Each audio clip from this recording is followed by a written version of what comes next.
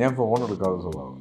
എല്ലാവരും എന്നെ കുറ്റം പറയും, പക്ഷെ എനിക്ക് ഇഷ്ടമാണ് അത്. മോഹൻലാൽ വിളിച്ചിട്ട് ആസിഫ് അലി ഫോൺ എടുത്തില്ല എന്ന് പറഞ്ഞിട്ടൊരു കോൺട്രവേഴ്സി വന്നപ്പോൾ ഇവരെല്ലാവരും എന്നെ വിളിച്ച് എന്നെ കണ്ടിട്ട് പറഞ്ഞു, ഓ നീ അദ്ദേഹത്തിന്റെ ഫോൺ എടുക്കുന്നില്ലല്ലേ. അപ്പൊ ഞങ്ങൾ ഇപ്പോഴും ഞാനത് അഭിമാനത്തോടെ അല്ല പറയുന്നത്, ലാൽസറിന്റെ ഫോൺ ഞാൻ എടുക്കാത്തതല്ല, ഞാനത് എനിക്ക് അറിയില്ലായിരുന്നു അത്. ഇപ്പൊ സിനിമ തന്നെ എടുക്കും, ഈ ലോകം മുഴുവൻ കണ്ട് ഹിറ്റായ ഒരു സിനിമയാണെന്ന് പറഞ്ഞാൽ അതിൽ എന്തൊക്കെ ഉണ്ടെന്ന് പറഞ്ഞാലും നമുക്ക് ഇഷ്ടപ്പെട്ടില്ലേ നമ്മൾ കാണൂല. അപ്പോൾ നമ്മുടെ തിയേറ്ററിൽ അപ്പോൾ ഓടൂല. അത് കുട്ടികളായി കഴിയുമ്പോഴേ പറഞ്ഞാൽ മനസ്സിലാവുള്ളൂ. അവര് എന്ത് ചെയ്താലും നമുക്ക് അഭിമാനം തോന്നും. അത് ഒരു മൂളിപ്പാട്ട് പാടിയ വരെ ഞാൻ അത് പാടും വാ എന്നുള്ള ഫീലിലേക്ക് വരും. എൻ്റെ ഇമോഷൻസ് എല്ലാം കുറച്ച് ഇച്ചിരി കൂടുതലാണ്. ദേഷ്യം വന്നാൽ പെട്ടെന്ന് ദേഷ്യം വരും. എൻ്റെ മുഖത്ത് അറിയാം ഞാൻ ദേഷ്യത്തിലാണെന്ന്. ഞാനത് റിയാക്ട് ചെയ്തതിനെ പറ്റി പിന്നെ ഓർത്ത് വിഷമിക്കും. ആ സൗന്ദര്യബോധം ഇല്ലേ എന്ന് പറഞ്ഞാൽ അങ്ങനെ അധികം ഒന്നും സംരക്ഷിക്കുന്നില്ല എന്ന് തോന്നുന്നു അല്ലേ? അറിയില്ല, പക്ഷെ അത് നീ കുറച്ചും കൂടെ കഴിയുമ്പോൾ ചിലപ്പോൾ തോന്നുമായിരിക്കും അങ്ങനെയൊക്കെ ചെയ്യണമെന്ന്. പക്ഷെ നമ്മൾ വിചാരിച്ചെന്നുള്ള ഇപ്പൊ ഈ നിമിഷം വരെ ഞാൻ വിചാരിക്കുന്നതെന്ന് പറഞ്ഞു കഴിഞ്ഞാല് ഓക്കെ, അതായത് ഭയങ്കര സൗന്ദര്യം നോക്കുന്ന ഒരു ചുള്ളൻ ഫിഗർ ആണ് ഞങ്ങൾക്കൊക്കെ പൊതുവെ ആസിഫ് ഖാൻ. ബൈ ബോൺ ഞാനൊരു ചുള്ളനാണ്. ഞാൻ ലൊക്കേഷനിലേക്ക് എത്തുമ്പോൾ അവിടെ ഡാൻസ് ചെയ്തിട്ട് അത് നന്നായിട്ട് ചെയ്യാൻ കഴിയാത്തതിൻ്റെ സങ്കടത്തിൽ അവിടെ ഇരുന്ന് ആ ബൈക്കിൻ്റെ സൈഡിലിരുന്ന് കരഞ്ഞുകൊണ്ടിരിക്കുന്ന ആസിഫിനെയാണ്. വേറെ റേഞ്ച് ആകൂ. മൈജി ഫ്യൂച്ചർ. ഇതിന്റെ അടുത്തൊരു സെഗ്മെന്റ് ആണ് പ്രൗഡ് എന്നാണ് കേട്ടോ അതിന്റെ പേര്. എന്താ സംഭവം എന്ന് വെച്ചാൽ ഞാൻ കുറച്ച് സാധനങ്ങൾ ഇങ്ങനെ പറയും, അപ്പം എന്തുകൊണ്ടാണ് അതിൽ പ്രൗഡ് എന്നിങ്ങനെ ഒരു ചെറിയൊരു സ്റ്റോറി പോലെ പറഞ്ഞാൽ മതി. അതായത് ആക്ടർ ആയതിൽ ഞാൻ ഭയങ്കര പ്രൗഡാണ്, എന്തുകൊണ്ട് എന്നുള്ളൊരു ചെറിയൊരു. എൻ്റെ ഒരു വലിയ ആഗ്രഹമായിരുന്നു സിനിമയിൽ അഭിനയിക്കണം എന്നുള്ളത്. ആകാൻ പറ്റിയതിനകത്ത് എനിക്ക് ഒരുപാട് അഭിമാനമുണ്ട്. ഓക്കെ, ഇനി അടുത്തത് സമയുടെ ഹസ്ബൻഡ് ആയതിൽ ഞാൻ ഭയങ്കര പ്രൗഡാണ്. കാര്യം ഞാൻ ഈ ബോർഡിംഗ് സ്കൂൾ ഹോസ്റ്റൽ ലൈഫായിരുന്നു. സ്കൂള് കഴിഞ്ഞ് കുട്ടിക്കാനത്ത് BBA ചെയ്തു, അത് കഴിഞ്ഞ് ഹോസ്റ്റലായിരുന്നു, പിന്നെ കൊച്ചിയിലായിരുന്നു. അപ്പം ഞാൻ ഗ്രാജുവലി ഫാമിലിയിൽ നിന്ന് ഭയങ്കര ഡിറ്റാച്ച്ഡ് ആയിരുന്നു. അപ്പോൾ ആ ഒരു ഗ്യാപ്പ് ഫില്ല് ചെയ്ത് തന്ന സമയമാണ്. കാര്യം ഇപ്പോഴും എൻ്റെ ആബ്സെൻസ് വീട്ടിലുണ്ട്. എനിക്ക് ഇപ്പോഴും തൊടുപുഴയിൽ പോകാനോ വാപ്പാടും ഉമ്മയുടെ കൂടെ നിൽക്കാനോ ഒന്നും പറ്റുന്നില്ല. പക്ഷെ ആ ആബ്സെൻസ് അത് ഫില്ല് ചെയ്യുന്നത് സമയമാണ്. കൃത്യമായിട്ട് വീട്ടിലെ കാര്യങ്ങൾ ചെയ്യുന്നതും വാപ്പായും ഉമ്മയായിട്ട് കുട്ടികളുമായിട്ട് പുറത്തു പോകുന്നതും എല്ലാം ചെയ്യുന്ന സമയമാണ്. അപ്പോൾ അതാണ്. ഓക്കെ, ഇനി ആദൂടെ അല്ലെങ്കിൽ ഹയയുടെ ഫാദർ ആയതിൽ ഞാൻ ഭയങ്കര പ്രൗഡാണ്. അത് കുട്ടികളായി കഴിയുമ്പോഴേ പറഞ്ഞാൽ മനസ്സിലാവുള്ളൂ. അവര് എന്ത് ചെയ്താലും നമുക്ക് അഭിമാനം തോന്നും. അത് ഒരു മൂളിപ്പാട്ട് പാടിയ വരെ ഞാൻ അത് പാടും വാ എന്നുള്ള ഫീലിലേക്ക് വരും. ഹയ നന്നായിട്ട് സ്കെച്ച് ചെയ്യും, നന്നായിട്ട് പടം വരയും ഹയ. അതിലെനിക്ക് ഒത്തിരി അവരെന്ത് ചെയ്താലും വെറുതെ വയറിയിട്ട ഒരു ഷൂസ് എടുത്ത് തിരിച്ചു വെച്ചാലും നമുക്കൊരു അഭിമാനം തോന്നും. കുട്ടികളുടെ കാര്യത്തിൽ നമ്മൾ അങ്ങനെയാണ്. ഓക്കെ, മലയാള സിനിമയെ റെപ്രസെന്റ് ചെയ്യാൻ പറ്റുന്നതിൽ ഞാൻ ഭയങ്കര പ്രൗഡാണ്. മലയാളത്തിൽ സിനിമ ചെയ്യാൻ പറ്റുന്നതിൽ തന്നെ എനിക്ക് ഭയങ്കര, ഞാൻ ഒരിക്കലും റെപ്രസെന്റ് ചെയ്യുന്നതല്ല, ഞാൻ ഇൻഡസ്ട്രിയുടെ ഭാഗമായി നിൽക്കാൻ പറ്റുന്നതിൽ എനിക്ക് സ്വയം ഒരു അഭിമാനമുണ്ട്. ഞാൻ ഇങ്ങനെ ഫില്ലിംഗ് ദി ബ്ലാങ്ക്സ് പോലെ പറയാണ്, ഇന്ന ആളുകളുടെ ഒരു ഫ്രണ്ട് ആയതിൽ ഞാൻ ഭയങ്കര പ്രൗഡാണ്. അങ്ങനെ പെർട്ടിക്കുലർ അങ്ങനെ ആരെങ്കിലും ഉണ്ടോ ഇയാളുടെ ഫ്രണ്ട് ആയതിൽ, അല്ലെങ്കിൽ ഒരു ഗ്രൂപ്പ് ഓഫ് ആൾക്കാരുടെ ഫ്രണ്ട് ആയതിൽ? എൻ്റെ സുഹൃത്തുക്കൾ എല്ലാവരും അടിപൊളിയാണ്. അതുകൊണ്ടാണ് ഞാൻ വളരെ ഹാൻഡ് പിക്ഡ് ആയിട്ട് ഫ്രണ്ട്സ്. നമുക്കിപ്പോൾ ഫ്രണ്ട്സിനെ ഉണ്ടാക്കാൻ ഭയങ്കര ബുദ്ധിമുട്ടുള്ള ആളുകളാണ് ഞാൻ. പ്രത്യേകിച്ച് ആക്ടേഴ്സിനെ പറ്റി പറയാൻ, നമ്മളെ ആളുകൾ ഇഷ്ടപ്പെടുന്നതും നമ്മുടെ കൂടെ സമയം സ്പെൻഡ് ചെയ്യുന്നതും അവരെന്ത് ഉദ്ദേശിച്ചിട്ടാണെന്ന് നമുക്ക് പല സമയത്തും മനസ്സിലാവില്ല. അപ്പൊ അതുകൊണ്ട് നമുക്ക് ഒരാൾ നമ്മുടെ സ്നേഹം കാണിക്കുന്നതും പെട്ടെന്ന് അടുക്കുന്നതും ഒന്നും നമുക്ക് പെട്ടെന്ന് ഡൈജസ്റ്റ് ആവില്ല. അപ്പൊ വളരെ സെലക്റ്റീവായിട്ട് വളരെ ഹാൻഡ് പിക്ഡ് ആയിട്ടുള്ള കുറച്ച് ഫ്രണ്ട്സ് മാത്രമേ എനിക്കുള്ളൂ. അവരെല്ലാവരും നിങ്ങൾ സോഷ്യൽ മീഡിയയിൽ എൻ്റെ പുറത്ത് വരുന്ന ഫോട്ടോസിലൊക്കെ നിങ്ങൾ കാണാറുണ്ട്. ഞങ്ങളൊരു ഫാമിലി പോലെയാണ്. അപ്പോൾ അത്തരത്തിലുള്ള ഫ്രണ്ട്സുള്ള അവരെല്ലാവരെയും പറ്റി എനിക്ക് വളരെ അഭിമാനമുണ്ട്. ഓക്കെ, അടിപൊളി. ഇതും അങ്ങനെ തന്നെയാണ്. ഈ ഒരു വ്യക്തി എന്നെ അപ്രിഷ്യേറ്റ് ചെയ്തതിൽ ഞാൻ ഭയങ്കര പ്രൗഡാണ്. മമ്മൂക്ക. എന്താ മമ്മൂക്ക പറഞ്ഞേ? മമ്മൂക്ക അന്ന് റൊഷാക്കിൻ്റെ പ്രൊമോഷൻ്റെ സമയത്ത് എന്നെ പറ്റി ഒരു ഇൻ്റർവ്യൂവിൽ ചോദിച്ചപ്പോൾ അദ്ദേഹം എന്നെ പറ്റി കുറേ പറഞ്ഞു. അത് എനിക്ക് കിട്ടിയ ഏറ്റവും വലിയ ഒരു അംഗീകാരമാണ്. അദ്ദേഹം ആ സിനിമയിൽ ഞാൻ അഭിനയിച്ചതിനെ പറ്റിയും എൻ്റെ കണ്ട ആളുകൾ തിരിച്ചറിഞ്ഞതിനെ പറ്റിയൊക്കെ മമ്മൂക്ക പറഞ്ഞു. അത് യൂട്യൂബിലുണ്ടെന്ന് കണ്ടു. അടിപൊളി. സിനിമ എനിക്ക് വേണ്ടി, ഒരു സിനിമ അല്ലെങ്കിൽ ഏതെങ്കിലും ഒരു സിനിമ എനിക്ക് വേണ്ടി വെയിറ്റ് ചെയ്തതിൽ ഞാൻ ഭയങ്കര പ്രൗഡാണ്. അങ്ങനെ ഇപ്പം ആസിഫ്ക്ക് ഡേറ്റ് കിട്ടാണ്ട് കുറച്ചു കാലം അവർ ചിലപ്പോൾ എക്സ്റ്റെൻഡ് ചെയ്ത് അങ്ങനെയൊക്കെ വർക്ക് ചെയ്തിട്ടുള്ള ഏതെങ്കിലും സിനിമകൾ ചിലപ്പോൾ ഉണ്ടാവുമായിരിക്കാം. എൻ്റെ ആദ്യത്തെ സിനിമ ഋതു. അതെന്താ സംഭവം? അത് സംഭവിച്ചതിനകത്താണല്ലോ ഏറ്റവും അഭിമാനം തോന്നുന്നത്. അത് വേറൊരാൾ ചെയ്യുന്നതിനെ പറ്റി എനിക്ക് ഒരിക്കലും ആലോചിക്കാൻ പറ്റില്ല. ആ സിനിമ ഞാൻ തന്നെ ചെയ്യേണ്ട സിനിമയാണ്. അതിൽ വേറെ ഒന്നുമില്ല. എൻ്റെ ഈ ഒരു പെർഫോമൻസിൽ ഞാൻ ഭയങ്കര പ്രൗഡാണ്. അങ്ങനെ ഏതെങ്കിലും ഒരു പെർട്ടിക്കുലർ പെർഫോമൻസ് ഉണ്ടോ ഇല്ല. ഒരു സിനിമയും നമുക്ക് ഒരിക്കലും കാണാൻ പറ്റില്ല. കാണുമ്പോൾ നമുക്കിങ്ങനെ അയ്യോ കുറച്ചും കൂടെ നന്നാക്കായിരുന്നു എന്ന് എപ്പോഴും തോന്നുന്നു. എപ്പോഴും തോന്നും. ഏത് സിനിമയായാലും തോന്നും. ഇപ്പോഴും അങ്ങനെയാണ്. 100% ഭയങ്കര ഹാപ്പി ആയിട്ടുള്ള ഒരിക്കലും ഒരു ആർട്ടിസ്റ്റ് അയാളുടെ ആർട്ട് ഫോമിനെ പറ്റിയിട്ട് സാറ്റിസ്ഫൈഡ് ആവരുത് എന്നാണ് ഞാൻ വിശ്വസിക്കുന്നത്.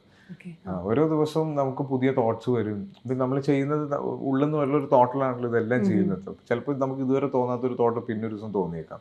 അപ്പോൾ അത് ചിലപ്പോൾ കുറച്ചും കൂടെ നന്നായേക്കാം എന്നൊക്കെ തോന്നും. അപ്പോൾ എനിക്ക് ഒരിക്കലും ഞാൻ സാറ്റിസ്ഫൈഡ് ആവും എന്ന് എനിക്ക് തോന്നുന്നില്ല. ഓക്കെ, ഇനി എൻ്റെ ഈ ഒരു സ്വഭാവത്തിൽ ഞാൻ ഭയങ്കര പ്രൗഡാണ്. ഞാൻ ഫോൺ എടുക്കാത്ത സ്വഭാവം. എല്ലാവരും എന്നെ കുറ്റം പറയും, പക്ഷെ എനിക്ക് ഇഷ്ടമാണത്. കാര്യം ഞാൻ ഭയങ്കര അതിൻ്റെതായ കുറേ പ്രശ്നങ്ങളുണ്ട്. പല സ്ഥലത്തും എത്താൻ പറ്റാത്തതും പല സ്ഥലങ്ങളിൽ നിന്ന് ഒഴിവാക്കപ്പെട്ടതും ഒക്കെ ആയിട്ടുള്ള പ്രശ്നങ്ങൾ ഉണ്ടായിട്ടുണ്ട്. എൻ്റെ ഫസ്റ്റ് കോൺട്രവേഴ്സി ഞാൻ ഫോൺ എടുക്കാത്തതിലായിരുന്നു. എങ്കിലും ഞാൻ എൻ്റെ സ്പേസ് ഭയങ്കരമായിട്ട് ആസ്വദിക്കുന്നുണ്ട്. അതെൻ്റെ നല്ലൊരു ശീലമാണ്. ഞാൻ എവിടെയാണോ അവിടെയാണ് ഞാൻ ആ മൊമെൻറ്റ് ഞാൻ വളരെ നന്നായിട്ട് ആസ്വദിക്കുന്നുണ്ട്. അപ്പോൾ ഞാൻ ചോദിക്കട്ടെ, ഇപ്പോൾ ഫോൺ നമ്മളിങ്ങനെ കുറച്ച് ഉപയോഗിക്കുമ്പോൾ ഇപ്പോൾ എല്ലാം നമ്മുടെ ഫോണിൻ്റെ തുമ്പത്തായതുകൊണ്ട് പല കാര്യങ്ങളും അപ്ഡേറ്റ് ചെയ്യാനൊക്കെ വേണ്ടിയിട്ട് അപ്പോൾ എന്താണ് ചെയ്യാറ്? അപ്പം ടി വിയിൽ യൂട്യൂബ് അങ്ങനെയാണോ? ഞാൻ യൂട്യൂബ് കാണും ഫോണിൽ. ഞാൻ പറയുന്നത് ഇപ്പോൾ ഫോൺ വിളിക്കുമ്പോൾ എന്നെ ഇപ്പോൾ വർഷയ്ക്ക് എന്നോടൊരു കാര്യം സംസാരിക്കണമെന്ന് തോന്നി. വർഷം വിളിക്കുമ്പോൾ തന്നെ ഞാൻ എടുക്കണമെന്ന് നിങ്ങൾ വിചാരിക്കരുത്. ഞാൻ ഫ്രീ ആണെങ്കിലേ ഞാൻ ഫോൺ എടുക്കുകയുള്ളൂ. അതാണ് എൻ്റെ ബേസിക് റൂൾ. അതാണ്. ഞാൻ അവൈലബിൾ അല്ലെന്ന് പറഞ്ഞാൽ എൻ്റെ തിരക്കൊന്നുമല്ല. ഞാൻ എൻ്റെ ഫോൺ അങ്ങനെയാണ്. എനിക്ക് ആവശ്യമുള്ളപ്പോൾ വിളിക്കാനുള്ളതാണ് എൻ്റെ ഫോൺ. അപ്പോൾ ഏതെങ്കിലുമൊക്കെ ബന്ധങ്ങൾ അങ്ങനെ നഷ്ടപ്പെട്ടിട്ടുണ്ടോ ഈ ഒരു? എനിക്ക് ഞാൻ പറഞ്ഞിട്ടുണ്ട് നേരത്തെയും. അതായത് എൻ്റെ ആദ്യത്തെ കോൺട്രവേഴ്സി ഞാൻ ലാൻസർ വിളിച്ചിട്ട് ഫോൺ എടുത്തില്ല എന്ന് പറഞ്ഞിട്ടാണ് ആദ്യം എന്നെ പറ്റി ഞാൻ ഇൻഡസ്ട്രിയിൽ വന്നിട്ട് എൻ്റെ ആദ്യത്തെ കോൺട്രവേഴ്സി. അതിൽ എനിക്ക് ഒരുപാട് എൻ്റെ പഴയ സുഹൃത്തുക്കളെ തിരിച്ചു കിട്ടി. കാര്യം ഞാൻ അവരൊന്നും വിളിച്ചിട്ട് ഫോൺ എടുക്കാതിരിക്കുന്നതിൻ്റെ ഒരു പിണക്കം അവർക്കുണ്ടായിരുന്നു. അപ്പോൾ ഈ കോൺട്രവേഴ്സി വന്നു. മോഹൻലാൽ വിളിച്ചിട്ട് ആസിഫ് അലി ഫോൺ എടുത്തില്ല എന്ന് പറഞ്ഞിട്ടൊരു കോൺട്രവേഴ്സി വന്നപ്പോൾ ഇവരെല്ലാവരും എന്നെ വിളിച്ച് എന്നെ കണ്ടിട്ട് പറഞ്ഞു, ഓ നീ അദ്ദേഹത്തിന്റെ ഫോൺ എടുക്കുന്നില്ലല്ലേ. അപ്പം ഇപ്പോഴും ഞാനത് അഭിമാനത്തോടെ അല്ല പറയുന്നത്. ലാൽസറിന്റെ ഫോൺ ഞാൻ എടുക്കാത്തതല്ല, എനിക്ക് അറിയില്ലായിരുന്നു അത്. അതാണ്. ഇപ്പോൾ അവസാനമായിട്ട് മലയാളി ആയതിൽ ഞാൻ പ്രൗഡാണ് എന്ന് പറയുകയാണെങ്കിൽ എന്താണ് ഒരു കാര്യം പറയാനുണ്ടാവുക? മലയാളി പൊളിയല്ലേ. മലയാളിയുടെ ആറ്റിറ്റ്യൂഡ് അടിപൊളിയല്ലേ. നമ്മള് ഇപ്പൊ സിനിമ തന്നെ എടുക്കും. ഈ ലോകം മുഴുവൻ കണ്ട് ഹിറ്റായ ഒരു സിനിമയാണെന്ന് പറഞ്ഞാൽ അതിനെന്തൊക്കെ ഉണ്ടെന്ന് പറഞ്ഞാലും നമുക്ക് ഇഷ്ടപ്പെട്ടില്ല, നമ്മൾ കാണൂല. അപ്പോൾ നമ്മുടെ തിയേറ്ററിൽ അപ്പോൾ ഓടൂല.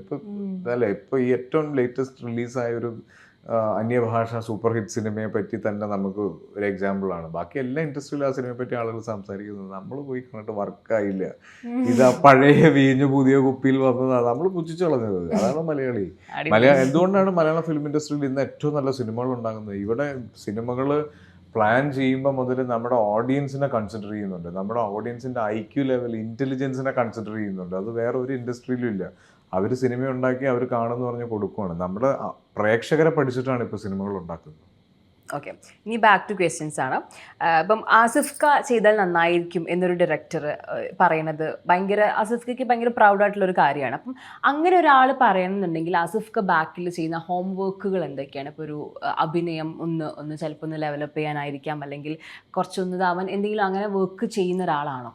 വർഷം വർക്ക് ചെയ്യുക എന്ന് പറഞ്ഞാൽ ഇപ്പം നമുക്ക് ഒരു സ്ലാങ് പിടിക്കണം ഒരു സിനിമയ്ക്ക്. ഇപ്പോൾ കെട്ടിയോളാണ്ടായ മലക ചെയ്തപ്പോൾ ഒരു ഇടുക്കിക്കാരൻ്റെ ഇത് ഉണ്ടായിരുന്നു. അപ്പം അങ്ങനെയുള്ള കാര്യങ്ങൾക്ക് നമ്മൾ ചെയ്യേണ്ടതായ കുറേ കാര്യങ്ങളുണ്ട്. ബാക്കിയെല്ലാം ഒരു ടീം വർക്കാണ് സിനിമയിൽ. എന്നെ സംബന്ധിച്ചിടത്തോളം ഞാൻ കംപ്ലീറ്റ്ലി സംവിധായകനെ അല്ലെങ്കിൽ എൻ്റെ ക്രൂവിനെ ഡിപ്പെൻഡ് ചെയ്യുന്ന ഒരാളാണ്. അപ്പോൾ എൻ്റെ ഹോംവർക്ക് ഡെഫിനറ്റ്ലി ഉണ്ട്, പക്ഷെ അതിൻ്റെ ഒരു മേജർ പാർട്ട് എൻ്റെ ക്രൂവിൽ നിന്നാണ് എനിക്ക് കിട്ടുക.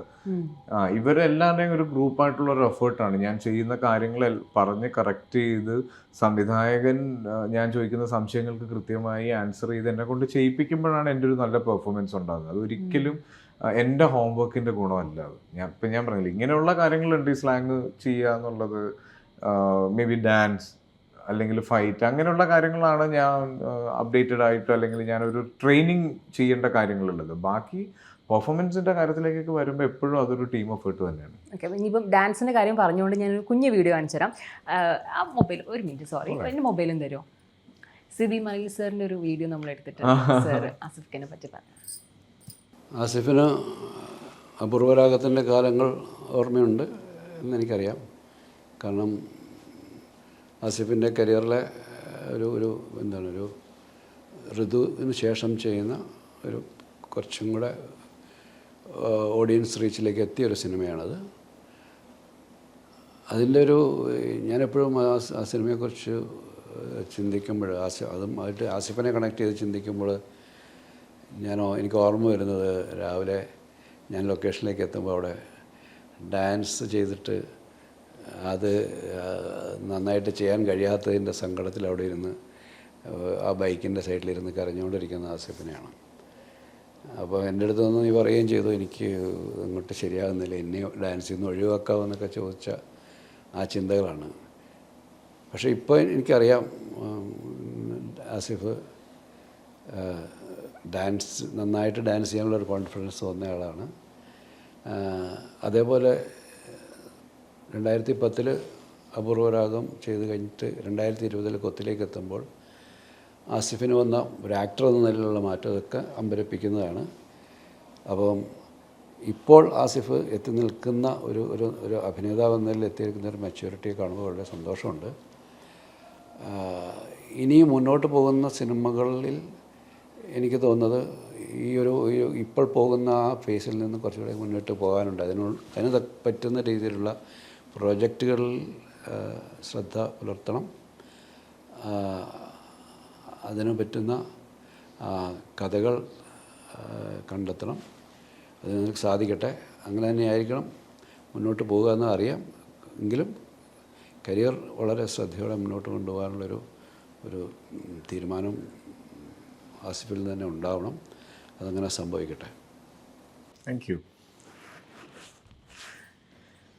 അപൂർവരാഗത്തിൻ്റെ ലൊക്കേഷനിലാണ് ഞാൻ ആദ്യമായിട്ടൊരു കൊറിയോഗ്രാഫർ എന്ന് പറഞ്ഞ ജീവനോടെ കാണുന്നത്. കാര്യം നമ്മൾ ഡാൻസ് ചെയ്യുമ്പോൾ നമ്മൾ കോളേജിൽ നമ്മൾ ചേപ്പ കളിക്കുക എന്ന് പറയുമല്ലോ, വെറുതെ എല്ലാവരും കൂടെ കയറി കുത്തി മറിയുന്നത്, അങ്ങനെ ഒരു ഡാൻസ് ഫോമിൻ്റെ ഭാഗം മാത്രമായിട്ടാണ് ഞാൻ ഡാൻസ് ചെയ്തിട്ടുള്ളൂ. അപ്പോൾ ഒരാൾ വന്ന് നമ്മളെ 1 2 3 എന്ന് പറഞ്ഞ് ഡാൻസ് പഠിപ്പിക്കുന്നത് ഞാൻ ആദ്യമായിട്ട് കാണുന്നത് അവിടെ വെച്ചിട്ടാണ്. അപ്പോൾ ഈ കുമാരശാന്തി മാസ്റ്ററാണ് ഇതൊന്നും ഞാൻ പറഞ്ഞത് മാസ്റ്ററിന് അറിയാം എന്നെ. മാസ്റ്റർ അന്ന് മുതൽ എന്നെ അങ്ങനെയാണ് വാത്സല്യത്തോടെയാണ് എന്നെ കൊണ്ടുപോയി. ഇപ്പോഴും ഞങ്ങളും സോങ്സ് ചെയ്യാറുണ്ട്. ഓക്കെ, അപ്പം ഇത് ഈ പറഞ്ഞ പോലെ ഒരു കോളേജ് സോങ് ആയിരുന്നു. അത് ഷൂട്ട് ചെയ്യുന്നത് ഇരിങ്ങാലക്കുട ക്രൈസ്റ്റ് കോളേജിൽ വെച്ചാണ്. ഞാൻ ഒരുപാട് ഇൻ്റർവ്യൂസിൽ പറഞ്ഞിട്ടുണ്ട്, ഈ പാട്ട് ഞാൻ പാടി കേൾപ്പിച്ചിട്ടുണ്ട്. അപ്പോൾ അത് ഷൂട്ട് ചെയ്യുന്ന സമയത്ത് രാവിലെ ഈ കോളേജിലൊരു ഷൂട്ടിംഗ് എന്തായിരിക്കും എന്ന് അറിയാമല്ലോ, ഇതിൻ്റെ ചുറ്റും ഇങ്ങനെ ആളുകൾ ഇങ്ങനെ നോക്കിക്കൊണ്ട് നിൽക്കുകയാണ്. എന്നെ രാവിലെ ഒരു 7:30 ഒക്കെ ആയപ്പോൾ അജയൻ വിൻസെൻ്റ് സാർ ഇങ്ങനെ ഒരു ഫ്രെയിമൊക്കെ വെച്ച് ലോ ആംഗിളൊക്കെ വെച്ച്, അപ്പം ഞാൻ ഫുൾ ജെല്ലൊക്കെ ചെയ്ത് മുടിയൊക്കെ വെച്ച് ജാക്കറ്റൊക്കെ ഇട്ടിട്ട് ഡാൻസ് ചെയ്യാൻ നിൽക്കുകയാണ്. ഇതിങ്ങനെ തുടങ്ങി ഒരു 7:30 മണിക്ക് തുടങ്ങിയിട്ട് വർഷം ഒരു 11 മണിയൊക്കെ ആയപ്പോഴാണ് ഫസ്റ്റ് ഷോട്ട് ഓക്കെ ആവുന്നത്. അതെനിക്ക് മലയാളം റാപ്പാണ് എൻ്റെ ലിറിക്സ്, അതിൻ്റെ കൂടെ സ്റ്റെപ്സും ഉണ്ട്. ഓക്കെ, അപ്പോൾ ഇതിങ്ങനെ പോയിപ്പോൾ ഞാൻ വെയിൽ കൊണ്ട് കരിഞ്ഞ് എൻ്റെ ജെല്ലൊക്കെ ഉരുകി ഒലിച്ച് മുഖത്തെത്തി ഞാൻ സിബിസാറിനെ ഇങ്ങനെ ധൈര്യം, എനിക്ക് ഡാൻസ് അറിയാൻ പാടില്ല. അതായത് ആത്മഹത്യയെ പറ്റി നമ്മൾ ചിന്തിക്കുന്ന ഒരു സമയമാണത്. അപ്പോൾ അത് ഭയങ്കര സിബിസാറിനോട് ഉള്ള ഒരു ഫാദർലി ഫിഗറാണ് സിബിസാർ. എനിക്ക് എപ്പോഴും എൻ്റെ സിനിമ മാത്രമല്ല, എന്ത് കാര്യവും എനിക്ക് പോയി സംസാരിക്കാൻ പറ്റുന്ന, എന്ത് കാര്യവും ചോദിക്കാൻ പറ്റുന്ന ഒരാളാണ്. അദ്ദേഹത്തിൻ്റെ കൂടെ സ്പെൻഡ് ചെയ്യുമ്പോൾ എപ്പോഴും ഞാൻ ലാൽ സാറിന് മോഹൻലാൽ കഥകൾ ചോദിക്കാൻ അത്രയും ഫ്രീഡം ഉള്ള ഒരാളാണ് സിബി സാർ എനിക്ക്. അപ്പോൾ സാർ എൻ്റെ അടുത്ത് കുഴപ്പമില്ല, ഇത് പറ്റും, നീ ആദ്യം കൊണ്ടുവരുന്നത് സ്റ്റെപ്സ് പഠിക്കുക എന്നുള്ളതല്ല, കോൺഫിഡൻസ് ആണ്, ഇത് ചെയ്യാൻ പറ്റുക, ഇത് നിന്നെ കൊണ്ട് ചെയ്യാൻ പറ്റും എന്നുള്ളൊരു തോന്നൽ നീ ആദ്യം മനസ്സിലേക്ക് കൊണ്ടുവരുന്നതാണ്. അതൊരു ഗോൾഡൻ ലൈൻസ് ആയിരുന്നു എനിക്ക്. എൻ്റെ ലൈഫിൽ ഇപ്പോഴും എന്ത് കാര്യവും ഞാൻ ചെയ്യാൻ തീരുമാനിച്ചാൽ അത് എന്നെ കൊണ്ട് പറ്റും എന്ന് ഞാൻ ആദ്യം വിശ്വസിക്കും. അതിൻ്റെ ഒരു കാരണം സിബി സാർ അന്ന് പറഞ്ഞു തന്ന കാര്യമാണ്. ഇപ്പോൾ ഡാൻസ് ചെയ്യുന്നുണ്ടെങ്കിൽ അന്ന് തന്ന ധൈര്യമാണത്. പിന്നെ ഏത് സിനിമ മുതലാണ് ഭയങ്കര ഫ്ലോലെസ് ആയിട്ട് ഡാൻസ് കളിക്കാൻ തുടങ്ങി? ഇപ്പോൾ സോൾട്ട് ആൻഡ് പെപ്പറിൽ ഞാൻ കണ്ടു ആ പാട്ടുകളൊക്കെ ഭയങ്കര മനോഹരമായിട്ട് ഡാൻസ് കളിക്കുന്നത്. അപ്പം സാർ ഇത് പറയുമ്പോൾ ആസിഫ്ക്ക് അങ്ങനെ ഒരു പ്രശ്നമുണ്ടോ? ഇത് നമ്മുടെ ഒരുപാട് ഫിയേഴ്സ് ഉണ്ടല്ലോ നമുക്ക് മനസ്സിലുള്ള കുറെ. അപ്പൊ അതൊക്കെയാണ് അന്ന് ഞാനത് ട്രൈ ചെയ്യാത്തൊരു കാര്യമാണ്. എഗെയിൻ അതുപോലെ തന്നെയായിരുന്നു ഡബ്ബിങ്. ഒരു സാധാരണ മനുഷ്യൻ ഡബ്ബിങ് എപ്പോൾ കാണാനാണ്? ലൈഫിൽ എപ്പോഴെങ്കിലും നമ്മൾ ഡബ്ബിങ് കാണും. എൻ്റെ ആദ്യത്തെ സിനിമയുടെ ഡബ്ബിങ് എന്നൊക്കെ പറഞ്ഞാൽ ഞാൻ തിരുവനന്തപുരത്തേക്ക് താമസം മാറേണ്ട വരുമെന്ന് ഓർത്തിരിക്കുകയായിരുന്നു ഈ ഡബ്ബിങ് തീർക്കാൻ. അത്രയും സമയം എടുത്തിട്ടുണ്ട്. ശരിക്കും അതിപ്പോൾ എനിക്ക് പലപ്പോഴും തോന്നാറുണ്ട് ഡബ് ചെയ്യുന്ന സമയത്ത് നമ്മൾ ആ സമയത്തുള്ളൊരു ഫീല് കൊടുത്ത് നമുക്ക് പിന്നെ കൊണ്ടുവരണം, അങ്ങനെ കുറേ ടാസ്കുകൾ ഉണ്ടല്ലോ. അപ്പം ഭയങ്കര ഇപ്പം അടിപൊളിയായിട്ട് അങ്ങ് ഫ്ലോലെസ് ആയിട്ട് ചെയ്യുവാണോ ഡബ്, അതോ? അറിയില്ല, എനിക്ക് ഇനിയിപ്പോ കുറെ നാൾ കഴിയുമ്പോഴായിരിക്കുമല്ലോ ചിലപ്പോൾ മനസ്സിലാണ് എന്താണ് ഞാൻ കാണിച്ചോണ്ടിരുന്നത്. പൊതുവെ ഡബിങ് സ്റ്റുഡിയോയിൽ എന്താ ആസിഫ് കെയുടെ ഒരു മൊത്തത്തിലൊരു മൂഡ് എന്തായിരിക്കും? ഡബിങ് എനിക്ക് അങ്ങനെ വലിയ, അതായത് അന്ന് ഈ ടൈമിങ് കിട്ടുക എന്ന് പറയുന്നത് നമ്മൾ ഈ സ്ക്രീനിൽ കാണുന്ന നമ്മുടെ ലിപ് മൂവ്മെന്റ്സിന് അനുസരിച്ച് നമ്മൾ ഡയലോഗ് പറയണം. അതായത് ഇപ്പൊ ഞാൻ ഈ സംസാരിക്കുന്നത് ഒന്നും കൂടെ ഇതുപോലെ സംസാരിക്കുമ്പോൾ ഒന്ന് ആലോചിച്ച് നോക്കും, അത്രയും അല്ലേ, അതാണ് പരിപാടി ഡബിങ്. ഓക്കെ. ഇപ്പം ഇനിയിപ്പം ഉയരയിലെ ഗോവിന്ദിന്റെ ഒരു ക്യാരക്ടർ കണ്ടതിന് ശേഷം എനിക്ക് തോന്നിയ കാര്യം, ഇപ്പം ശരിക്കും ആസിഫ് കെയൊക്കെ ലൈഫിൽ ഇപ്പോൾ ഒരു കുറച്ചൊക്കെ പൊസസീവ് ആയിട്ടുള്ളൊരു വ്യക്തിയാണ്. അപ്പം പ്രേമിച്ചിരുന്ന സമയത്താവാം, ഇപ്പോൾ കല്യാണം കഴിഞ്ഞിട്ടാവാം, എങ്ങനെയാണ് ആ ഒരു ഏരിയ എങ്ങനെയാണ് ശരിക്കും? ഗോവിന്ദിനെ പറ്റി പറയുമ്പോൾ എനിക്ക് ഡെഫിനറ്റ്ലി റെഫറൻസസ് ഉണ്ടായിരുന്നു. എനിക്കറിയാവുന്ന ഒരുപാടൊന്നുമല്ല, എനിക്കറിയാവുന്ന സുഹൃത്തുക്കൾ ഉണ്ടായിരുന്നു ഭയങ്കര പൊസസീവ് ആയിട്ടുള്ളത്. ടോക്സിക് അല്ലേ, നമുക്ക് എല്ലാവർക്കും അറിയാം, നമ്മുടെ ചുറ്റും എപ്പോഴും കാണുന്നതാണ് നമ്മൾ. അപ്പം അങ്ങനെയുള്ള ആളുകളുടെ റെഫറൻസസ് ഉണ്ട്. പല സമയത്തും നമുക്ക് തോന്നാറില്ലേ, അതൊരു റിലേഷൻഷിപ്പ്, ഒരു ലവ് അഫെയറിന്റെ ഇടയിൽ മാത്രമല്ല, അത് ഫ്രണ്ട്സിന്റെ ഇടയിൽ വരില്ലേ. ഇപ്പം എന്റെ ഏറ്റവും അടുത്ത സുഹൃത്ത് വേറൊരാളുടെ കൂടെ പെട്ടെന്ന് ട്രാവൽ അല്ല, ഒരു ഡ്രൈവ് എന്നൊക്കെ പറയുമ്പോൾ നമുക്ക് എന്താണ് എന്നെ വിളിച്ചാൽ എന്താണ് കുഴപ്പമെന്ന്, നീ എന്തിനാ അവിടെ പോയിരുന്നത് എന്നൊക്കെ ചോദിക്കൂലേ. അതൊക്കെ ഈ പൊസസീവ്നെസിന്റെ ചെറിയ ചെറിയ ഫോംസ് ആണ്. അപ്പൊ അതൊക്കെ എല്ലാവർക്കും ഉണ്ടായിട്ടുള്ളതൊക്കെ തന്നെ എനിക്കും ഉണ്ട്. അങ്ങനെ വലിയ കാര്യമായിട്ടുള്ള രീതിയിലൊന്നുമില്ല അല്ലേ? പിന്നെ ഇപ്പം റിയൽ ലൈഫിലെ ഭയങ്കര എക്സ്പ്രസീവ് ആയിട്ടുള്ള ആളാണോ, ഭയങ്കര ലൗഡായിട്ട് ഇമോഷൻസ് ഒക്കെ കാണിക്കുന്ന ആളാണോ? എന്തൊക്കെയാണ് എൻ്റെ എല്ലാം ഇപ്പം ഒരു സിനിമ നന്നായി ഞാൻ ഒരുപാട് സന്തോഷിക്കും, ആഘോഷിക്കും. ഒരു സിനിമ മോശമായാൽ എനിക്ക് ഭയങ്കര സങ്കടം വരും. എൻ്റെ ഇമോഷൻസ് എല്ലാം കുറച്ച് ഇച്ചിരി കൂടുതലാണ്. ദേഷ്യം വന്നാൽ പെട്ടെന്ന് ദേഷ്യം വരും. എൻ്റെ മുഖത്ത് അറിയാം ഞാൻ ദേഷ്യത്തിലാണെന്ന്. ഞാനത് റിയാക്ട് ചെയ്യും. റിയാക്ട് ചെയ്തതിനെ പറ്റി പിന്നെ ഓർത്ത് വിഷമിക്കും, അയാളോട് പോയി സോറി പറയും. അങ്ങനെ കുട്ടികളുടെ അടുത്തൊക്കെ ദേഷ്യപ്പെടാറോ, അല്ലെങ്കിൽ ഒരു രണ്ടെണ്ണമൊക്കെ അടിക്കാറൊക്കെ ഉള്ള കൂട്ടത്തിലാണോ? ഉപദ്രവം ഇല്ല, എന്നാലും ഞാൻ ഒച്ചയൊക്കെ ഇറക്കുണ്ടാവും അതിൻ്റെ അടുത്തൊക്കെ. എന്താണ് ഇപ്പൊ പ്രധാന കുരുത്തക്കേട് ആദ്യം കാണിക്കുന്നത്? ഇപ്പൊ വീട്ടിലെ ഏറ്റവും വലിയ പ്രശ്നം, വീട്ടിൽ ആരും മ്യൂസിക് പ്ലേ ചെയ്യുന്നുള്ളതാണ്. അതിൽ എല്ലാവർക്കും മ്യൂസിക് ടേസ്റ്റായി. ഇപ്പൊ ഞാൻ വെക്കും, ജമ വെക്കും, ആദു വെക്കും, ഹൈ വെക്കും. അപ്പൊ ഇവർക്ക് എല്ലാവർക്കും പ്ലേലിസ്റ്റും ഉണ്ട്, ഫേവറേറ്റ് സോങ്സും ഉണ്ട്. അപ്പൊ ഇത് പല സമയത്തും ഞാൻ ഒരു പാട്ട് വെക്കാന്ന് പറയുമ്പോഴത്തേക്ക് അതും ഞാൻ പ്ലേ ചെയ്യാം.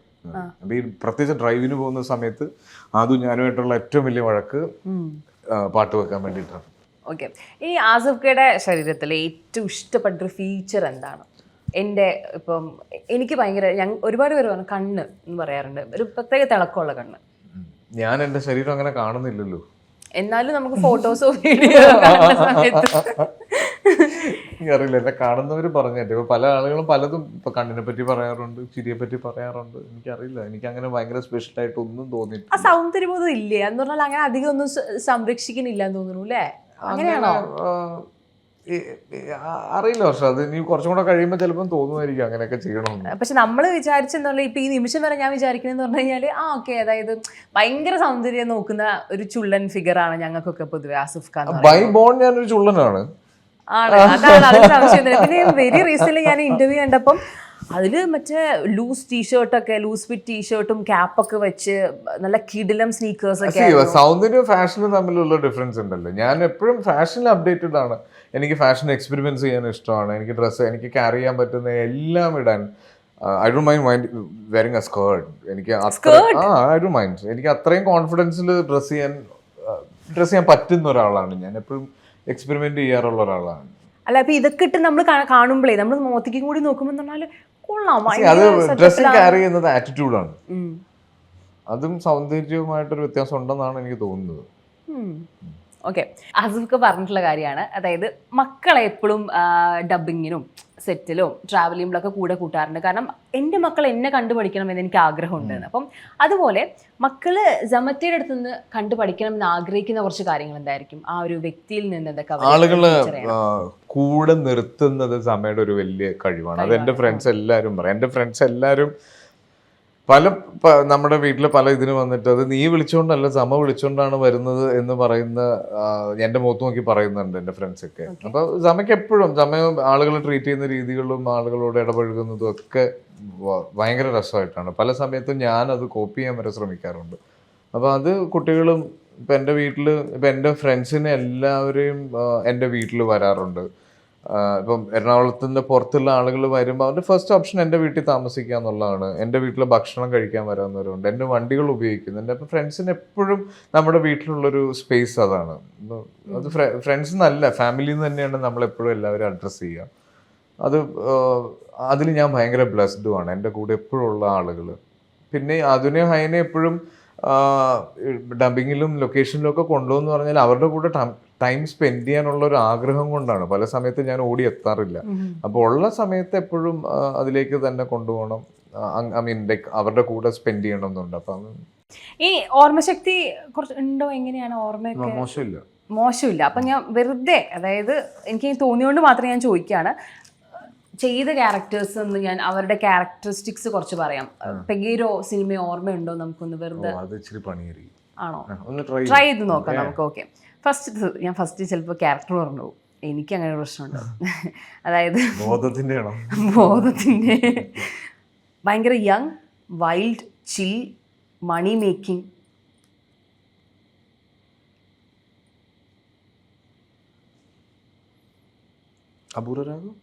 നോ, യങ് ആണ്, ഭയങ്കര യങ് ആണ്, ഭയങ്കര ചിൽ വൈബാണ്, മൊത്തം വൈൽഡ് ആയിട്ടുള്ള ഒരു ഇതാണ്. അല്ല, മണി മേക്ക്, കുറെ പൈസ ഉണ്ടാക്കണം, ഫ്രണ്ട്ഷിപ്പ്, പിന്നെ അതിൻ്റെ ഇടയിൽ പ്രശ്നങ്ങൾ.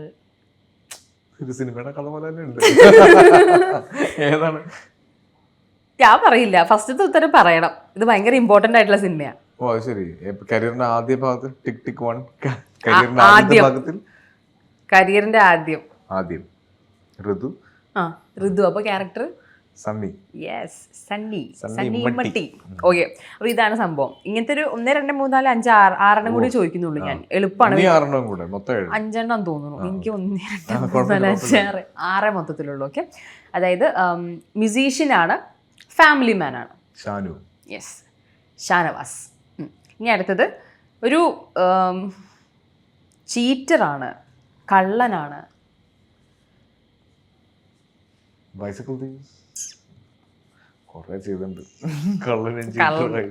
പക്ഷെ എന്താ വെച്ചാല് ഭയങ്കര ഫ്രണ്ട്സ് ആയിട്ട് അതിന്റെ ഇടയിൽ ഒരു ചീറ്റിംഗ് ഒക്കെ ചെയ്തതാ. ആണ് അപൂർവരാഗത്തില് നമ്മളെ ടോമി. ഓക്കെ, ഇനി അടുത്തത് ചെറിയൊരു കോഴിയാണ്. വേറെ എവിടെയും കോഴി ചെയ്തില്ല. അല്ല, എൻ്റെ അടുത്ത് കഥ പറയുമ്പോ തന്നെ ഞാൻ പണ്ട് പറഞ്ഞിട്ടുണ്ട്, കാശിക്ക പറഞ്ഞത് നീ അഭിനയിക്കാനൊന്നും നിൽക്കരുത്, നീയായിട്ട് തന്നെ വരണം എന്നാണ്. മനു രാഘവ് ഭയങ്കര രസമായിരുന്നു കേട്ടോ, ഒന്നും പറയാനില്ല. ഇനി അടുത്തത് ഭയങ്കര ഒരു കാടൻ സ്വഭാവമാണ്, ഭയങ്കര നാടനാണ്, ചെറിയ കൊലപാതകങ്ങളൊക്കെ ചെയ്യാൻ വേണമെങ്കിൽ റെഡിയാണ്. ഓർഡിനറി. യെസ്, ഭദ്രൻ. ഇനി ഓക്കെ, കാര്യമായിട്ടൊരു ക്ലാരിറ്റി ഇല്ല ഒന്നിനും. അത് കാരണം ലൈഫിലൊരു വലിയൊരു ഭാഗ്യം നഷ്ടപ്പെടുത്തിയിട്ടുള്ള ഒരു വ്യക്തിയാണ്. ഭാഗ്യം ഇങ്ങനെ നടന്നു പോണത് കണ്ണുകൊണ്ട് കണ്ട ഒരാളാണ്. അത് കണ്ടിട്ട് ഞങ്ങൾ മലയാളികൾ ഭയങ്കരമായിട്ട് ഷേ എന്ന് പറഞ്ഞ ഒരാളാണ്. കിടിലം ഹിറ്റാണത്. ഇതിന് വലുത് എങ്ങനെയാ ഞാൻ ക്ലൂ തരിക? ഹിറ്റ് എന്ന് പറയുമ്പോൾ തന്നെ എനിക്ക് സംശയമാണ്. പിന്നെ വൻ ഹിറ്റ് പടമാണ്. ആ ഒരു സമയത്ത് മൊത്തത്തിലൊരു ഓളം വന്നായിട്ടുണ്ടാക്കിയിട്ടുള്ളൊരു പടമാണ്. കുറച്ച് കൺഫ്യൂസ്ഡ് ആണ് ആള്. അച്ഛനൊരു പോലീസുകാരനാണ്. അഭിലാഷ്. ഇനി അവസാനത്തെ ചോദ്യമാണ് കേട്ടോ. പാവം പയ്യനായിരുന്നു, പക്ഷെ പറ്റിച്ചു. നമ്മളത് കണ്ടിട്ട് കരഞ്ഞു. ഇന്നും പ്രണയം നഷ്ടപ്പെട്ട ആൾക്കാർ കേൾക്കുന്ന ഒരു സൂപ്പർ ഹിറ്റ് സോങ് ഇയാളുടെ വകയാണ്. അമൽ. അങ്ങനെ ആ ചോദ്യം അങ്ങോട്ട് കഴിഞ്ഞിരിക്കുകയാണ്. ഇനി നമുക്ക് വേറെ ചെറിയൊരു ഓണം മെമ്പറും കൂടിയും പറഞ്ഞിട്ട് നമ്മുടെ ഇന്നത്തെ ഷോ നമുക്ക് വൈൻഡപ്പ് ചെയ്യാം.